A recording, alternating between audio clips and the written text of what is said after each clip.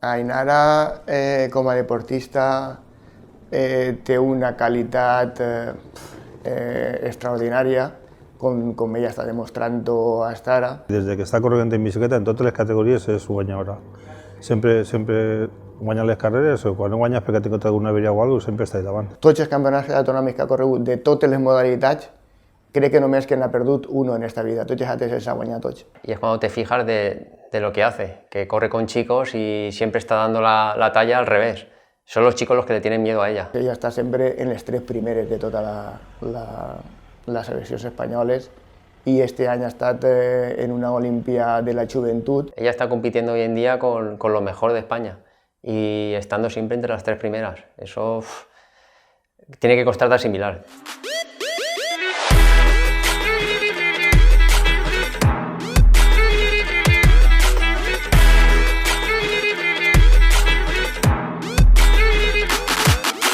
Ainara sempre s'esforça moltíssim i se nota que li agrada molt el que fa i aleshores se mereix molt el que està guanyant.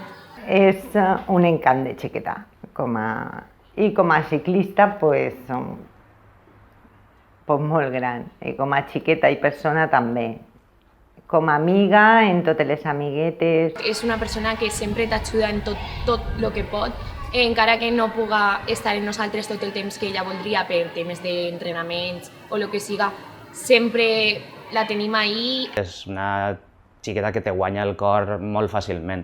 Sobretot per això, perquè té un humor, no sé, que conecta molt prompte amb tu. Siempre está de bromas con todo el mundo, siempre se preocupa de sus compañeras, de hacer círculo para crear buen ambiente entre todas las compañeras. La relació és molt bona, sempre que pot eixir amb nosaltres està ahí, ens ajuda un muntó i és una persona molt especial del nostre grup. La gent és conscient que la seva vida com a ciclista, podríem dir semiprofessional o d'elit, no sé quin és el nom exacte, li exigeix molt i li passen apunts, li conten allò que han donat en cada classe i que ella no estava, i també s'afegeixen un poquet a mi quan li exigim cada dilluns la medalla del cap de setmana.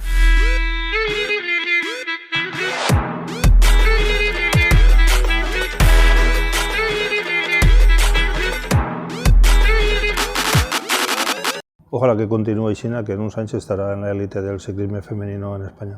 Si la cosa no s'estropea i ella segueix treballant, perquè això tot és un sacrifici, perquè costa molt en tots els aspectes, jo penso que ella en un parell d'anys o 3 la podem veure ja en categories élite i sub-23. Ella, el sacrificio que lleva, toda la dedicación, única y exclusivamente es para intentar vivir del ciclismo. I per nosaltres és un orgull molt gran.